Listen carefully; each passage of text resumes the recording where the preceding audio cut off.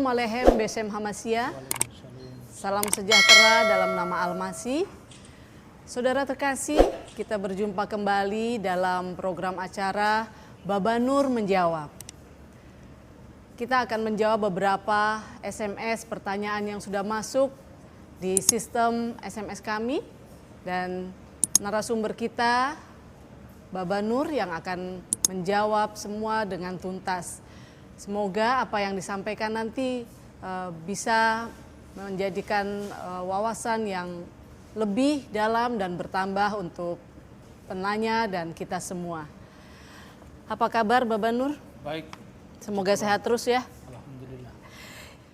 Yang pertama, kita akan membahas tentang pertanyaan-pertanyaan yang berkaitan dengan ketuhanan Yesus. Di sini yang pertama, orang Kristen mengatakan Yesus itu Tuhan, sedang orang Islam mengatakan dia Nabi.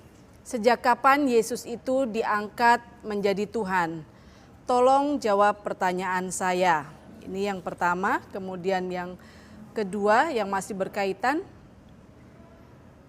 Maaf Pak, mohon diberitahu keterangannya ketika Yesus dibaptis, maka roh Tuhan sedang berada di mana?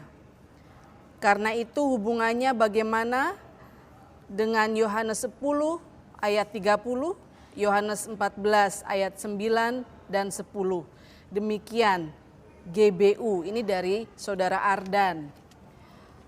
Pertanyaan berikutnya, bagaimana penjelasan Trinitas? Saudara Iwan memberikan SMS kepada kami.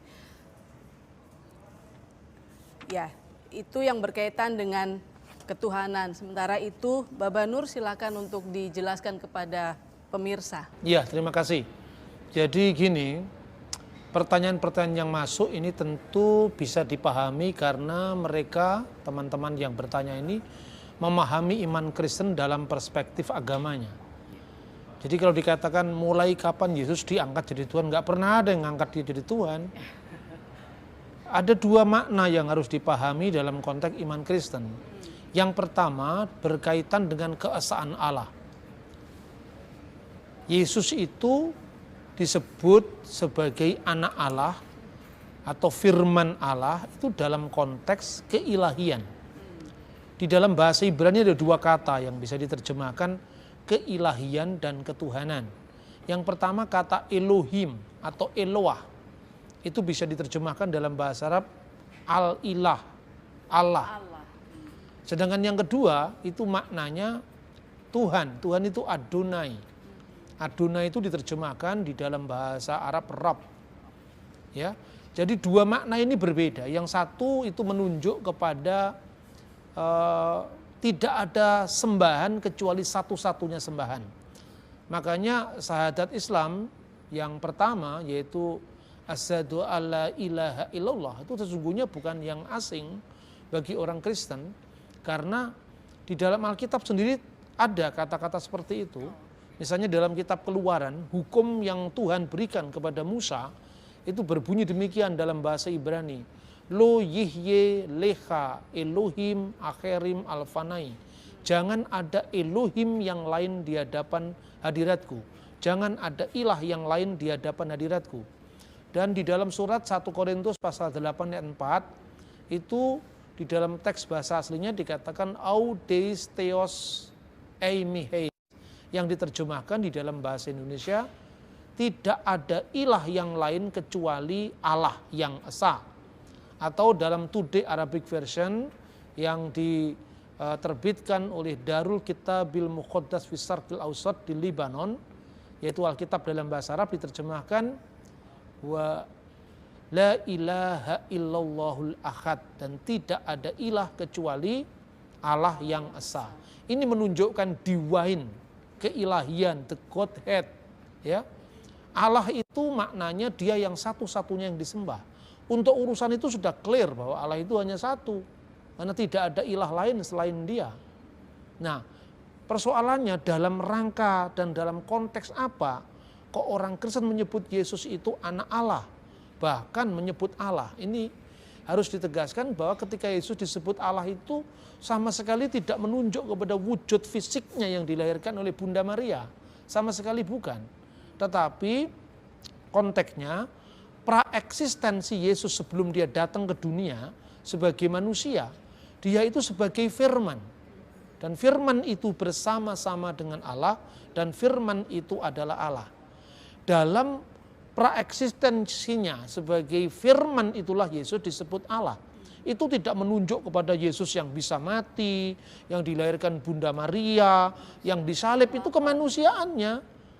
Makanya dikatakan ada lahutiyah al-masih dan ada nasut al-masih. Keilahian Yesus itu menunjuk kepada firman yang bersama-sama dengan Allah. Maka dikatakan pada mulanya adalah firman. Enarsin hologos ke hologos en prostonteon. Dan firman itu bersama-sama dengan Allah, ke theos en hologos.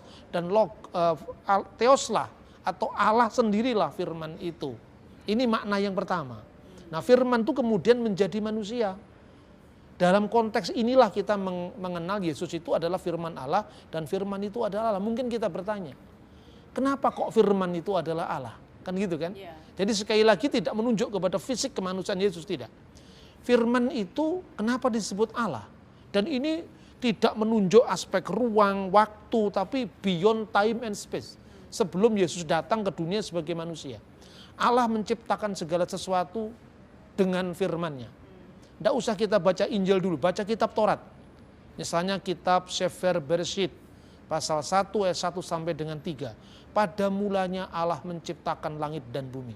Allah menciptakan langit dan bumi. Bagaimana Allah menciptakan? Bagaimana Allah memberi hidup? Keha aret hayyetah tohu wabohu wahosek alfenetehom birruah Elohim merak kefet alfenehamayim. Dan bumi itu belum berbentuk. Gelap gulita, campur baur, kira-kira tohu wabohu itu maknanya begitu. Gelap gulita menutupi samudera raya dan roh Allah birruah Elohim merak kefet alfenehamayim. Melayang-layang di atas permukaan air. Jangan dibayangkan airnya lebih besar daripada roh Allah, itu hanya kata kiasan, artinya Allah itu memberi hidup dari daya hidupnya sendiri. Dari sumber hidup ilahi dia menyalurkan kehidupan kepada ciptaan yang baru dalam proses pembentukan. Wa yomer Elohim, dan berfirmanlah Allah, Yehiur wa yehiur, jadilah terang maka terang itu jadi. Jelas bahwa Allah menciptakan dunia lewat firman-Nya dan memberi hidup lewat rohnya. Maka ajaran Trinitas itu berarti Allah itu tidak pernah terpisah dari firman-Nya dan rohnya. Seperti manusia memiliki pikiran dan memiliki roh, itu satu dengan manusia itu. Jadi Tritunggal itu tidak menunjuk kepada tiga wujud yang terpisah. Tritunggal itu menunjuk kepada Allah yang esa, wujudnya itu, the existent itu disebut Bapa, sumber hidup yang ada dalam diri Allah, bagi dirinya sendiri maupun bagi ciptaan itu disebut Ruach HaKodes atau Roh Kudus atau Ruach Elohim atau Roh Allah. Dan Roh Allah itu bukan malaikat, itu kan pandangan orang lain. Iman Kristen tidak pernah mengajarkan seperti itu. Dan firman Allah, pertanyaannya, lebih dulu mana Allah dengan firman-Nya? Kalau dikatakan lebih dulu Allah, wah berarti Allah sudah ada, firman-Nya pernah tidak ada. Itu berarti Allah pernah bisu, pernah tidak bisa menciptakan apa-apa. Jadi firman di sini maksudnya bukan sekedar kata-kata verbal atau kalam, tapi kalimah dalam bahasa Arab. Makanya dalam Injil bahasa Arab disebutkan fil badi'il kanal kalimah wal kalimatu kana indallah wa kana kalimatullah. Pada mulanya adalah firman dan firman itu bersama-sama dengan Allah dan firman itu adalah Allah. Firman itu harus sama kekal dengan Allah. Firman itu menunjuk kepada hikmat Allah, akal ilahi, pikiran Allah, ya, sabda Allah, kan apa yang diciptakannya dari sabdanya jadi. Kalau Anda katakan lebih dulu firman-Nya, lalu firman-Nya siapa? Yaitu Allah dengan firman-Nya tidak bisa dilepaskan. Begitu juga roh dengan Allah. Allah dengan rohnya lebih dulu mana? Kalau dikatakan lebih dulu Allah, lah terus rohnya siapa itu? Masa Allah pernah ada tanpa rohnya? Berarti pernah almarhum apa? Kalau dikatakan bahwa roh itu lebih dulu, lah rohnya siapa? Maka wujud dengan firman-Nya, dengan rohnya tidak bisa dilepaskan. Maka dikatakan Bapa, Firman, dan Roh Kudus, ketiganya adalah satu. Itulah makna keilahian Yesus. Jesus as God, Yesus sebagai Allah, itu tidak menunjuk kepada fisik kemanusiaan Yesus. Orang Yahudi pun salah paham seperti Anda bertanya ini. Ketika ditanya, Abraham melihat hariku dan ia bersuka karena ia telah melihatnya. Loh, umurmu belum sampai 50 tahun.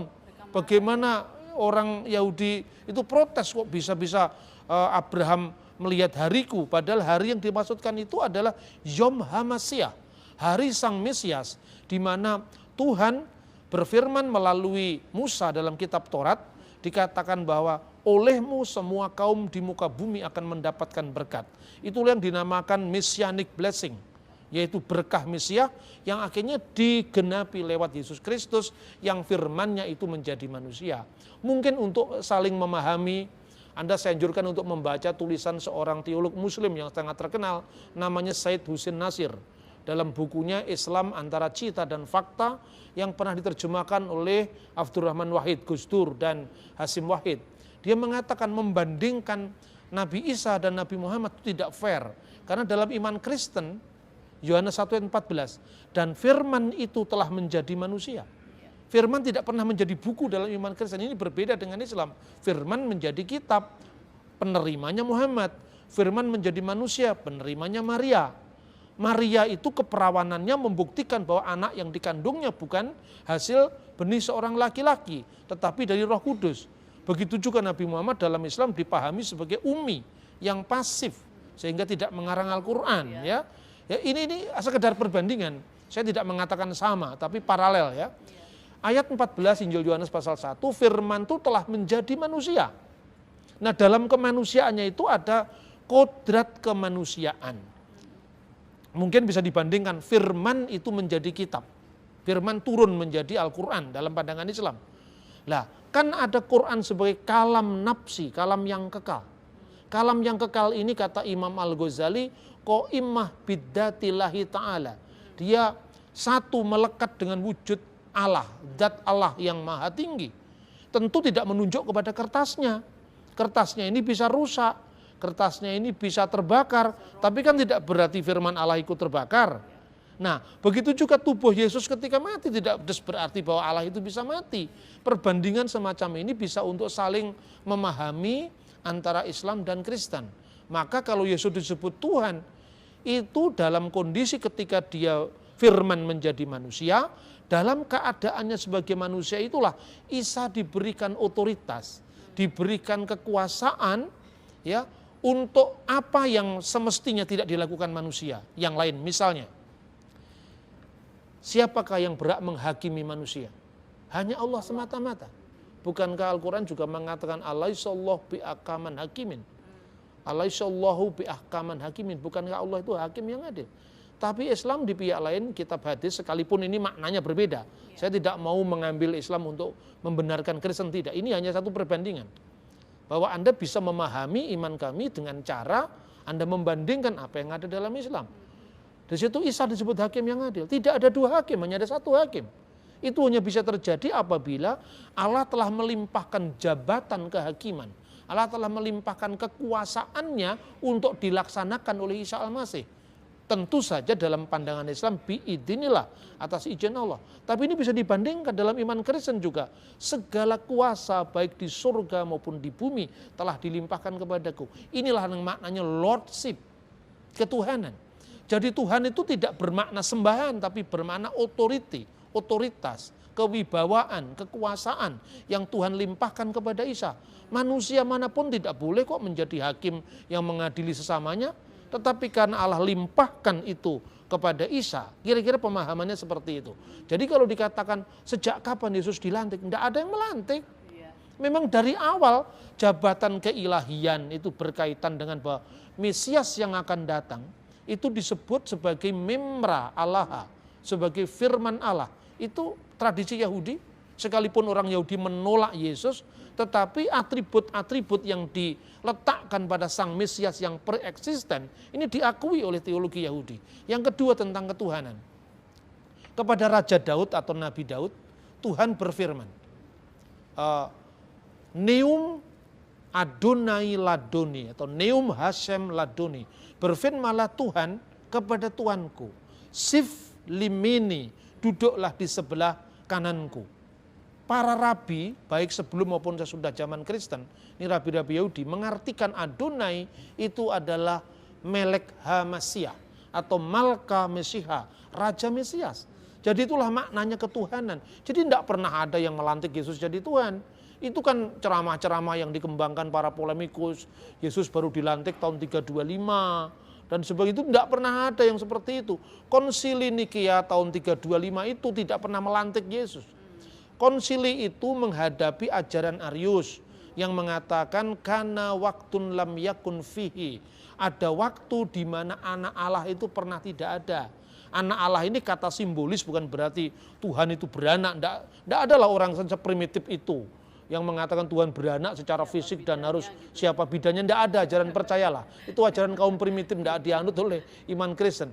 Tapi kalau dikatakan bahwa Konsili Nicea itu menjawab pandangan Arius ini, loh, kalau firman pernah tidak ada atau anak Allah pernah tidak ada, berarti Allah itu pernah ada tanpa firmannya. Dan tidak mungkin itu. Silakan Anda membandingkan pada teologi Islam. Seringkali orang mengatakan, wow, di Islam, di Kristen tidak ada kok Trinitas dalam Alkitab. Judulnya ilmu kalam juga tidak ada kan dalam Al-Quran. Tetapi kan substansinya ada gitu loh. Jangan terpaku pada judul. Kata Trinitas memang tidak ada dalam Alkitab, tapi substansi seluruh ajaran itu jelas ada. Kata ilmu kalam memang tidak ada dalam Al-Quran, tapi substansi seluruh ajaran itu ada.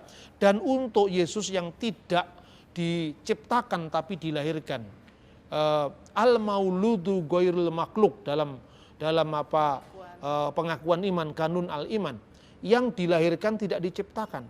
Itu merujuk kepada sabda Yesus sendiri. Ketika Yesus tadi saya ceritakan bahwa umurmu belum sampai 50 tahun. Fisik kemanusiaan Yesus belum berumur 50 tahun. Tetapi Yesus katakan, al-haqqo aqulu lakum. Sesungguhnya aku berkata kepadamu. Dalam bahasa aslinya, Prin Abram ginestai ego aimi. Sebelum Abraham jadi, aku sudah ada. Aku sudah ada sebagai apa? Sebagai firman. Pada mulanya adalah firman. Firman itu bersama-sama dengan Allah dan firman itu adalah Allah. Nah, konsili itu hanya menegaskan ajaran Alkitab ketika menghadapi ajaran Arius yang mendampingkan ciptaan di samping sang pencipta. Justru Arius itu percaya Trinitas, tapi Trinitas berjenjang. Bapa itu pencipta, terus Yesus itu makhluknya yang perdana, terus mengalir lagi jadi Roh Kudus. Ini kan bukan ajaran tauhid. Ajaran tauhid itu justru Allah itu satu yang bertakhta kekal bersama firman-Nya dan Roh-Nya. Tidak ada tiga wujud, tidak ada dua wujud, satu wujud. Kira-kira seperti itu. Tapi ketiganya bisa dibedakan ya? Bisa dibedakan, diskresi non separati. Bisa dibedakan, tidak bisa dipisahkan. Kalau tadi ada pertanyaan, lalu ketika dibaptis, Roh Tuhan ada di mana? Roh Allah ya tetap berada dalam diri Allah. Lalu yang itu berbentuk burung merpati, itu kan teofani Roh Kudus. Teofani itu apa? Penampakan di roh, karena Allah itu kan tidak terikat oleh ruang dan waktu. Agar dia, bukan roh merpati itu Roh Kudus. Kalau merpati Roh Kudus itu kan berarti ada Roh Kudus goreng, karena ada merpati goreng. Iya toh? Ini kita memahami ajaran agama itu mesti dengan otak cerdas, nggak bisa dengan keterbatasan akal pikiran kita. Karena bicara tentang Tuhan itu beyond time, beyond space. Nggak bisa kita sembrono gitu. Lalu bagaimana hubungannya dengan Yohanes 10:30 kan tadi ya? Aku dan Bapa adalah satu. Yang satu dengan Bapa itu firman-Nya Bapa. Firman yang kekal itu bukan fisiknya Yesus.